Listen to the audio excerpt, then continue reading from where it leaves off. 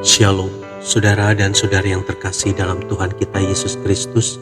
Marilah kita luangkan waktu beberapa menit untuk berkencan dengan Tuhan saat ini, agar dari hari ke hari kita semakin dekat dengan Tuhan, sehingga hidup kita semakin diberkati dan menjadi berkat. Pembacaan dari kitab Amsal bab 4 ayat 23. Jagalah hatimu dengan segala kewaspadaan, karena dari situlah terpancar kehidupan. Demikianlah sabda Tuhan, syukur kepada Allah.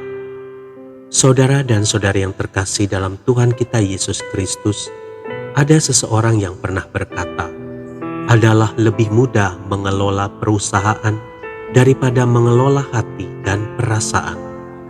Pernyataan ini mungkin membuat kita kaget dan bertanya, apakah benar bahwa mengelola hati dan perasaan itu memang sulit? Banyak kasus pembunuhan disebabkan karena kegagalan manusia mengelola hati dan perasaannya.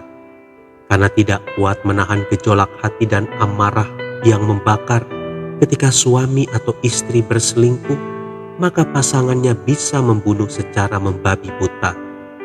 Karena tidak bisa mengelola hati ketika seseorang melontarkan kata-kata yang menyinggung perasaan, maka pemukulan pun terjadi. Dendam yang berkepanjangan menguasai hati seseorang, ini juga akibat tidak dapat mengelola hati dan perasaan. Benarlah yang dikatakan dalam Amsal bab 4 ayat 23. Jagalah hatimu dengan segala kewaspadaan, karena dari situlah terpancar kehidupan. Ayat ini menjelaskan bahwa semua yang keluar dalam bentuk perbuatan atau tindakan berasal dari hati. Hati bagaikan mata air yang mengalirkan aliran-aliran air ke segala penjuru. Jika mata air itu kotor, maka kotor pula air yang dialirkannya. Untuk menjaga agar sikap dan tindakan kita selalu membangun dan mendatangkan kebaikan bagi sesama, maka kita perlu, pertama, mengisi hati kita dengan apa yang baik. Firman Tuhan adalah makanan yang paling sehat untuk hati dan jiwa kita. Orang yang setiap hari mengisi hatinya dengan firman Tuhan diharapkan akan memperlihatkan sikap yang jauh berbeda dengan orang yang jarang mengisi hatinya dengan firman Tuhan. Firman itu akan menuntun kita pada hal-hal yang baik, sehingga kita akan memancarkan yang baik pula. Sebaliknya, jika kita mengisi hati kita dengan hal-hal yang tidak baik, seperti kebencian, kecurigaan, dendam, iri hati, dan lain-lain, maka yang tidak baik itulah yang akan keluar melalui kata-kata dan tindakan yang tidak baik pula. Sebab itu, ketika sesuatu yang merusak masuk ke dalam hati, jangan membiarkannya berlarut-larut, karena hal itu akan mencemarkan hati dan seluruh kehidupan kita. Kedua, memiliki hubungan yang baik dengan Tuhan. Hubungan dengan Tuhan mendasari hubungan kita dengan sesama.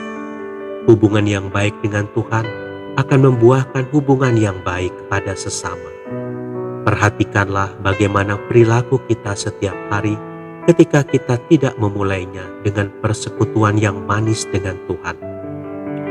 Buah kehidupan yang manis dihasilkan dari persekutuan dengan Tuhan, karena Dialah sumber segala yang baik. Yohanes 15 ayat 4 berkata, tinggallah di dalam aku dan aku di dalam kamu, sama seperti ranting tidak dapat berbuah dari dirinya sendiri kalau ia tidak tinggal pada pokok anggur. Demikian juga kamu tidak berbuah jikalau kamu tidak tinggal di dalam aku. Marilah kita menjaga hati setiap hari, sehingga dari dalam hati kita akan memancar kehidupan yang menyenangkan hati Tuhan dan memberkati sesama. Tuhan Yesus memberkati. Marilah kita berdoa dalam nama Bapa dan Putra dan Roh Kudus. Amin. Tuhan Yesus, seringkali aku gagal menjaga hatiku. Mampukanlah aku untuk selalu memelihara hatiku dengan senantiasa melekat kepadamu. Amin. Dalam nama Bapa dan Putra dan Roh Kudus.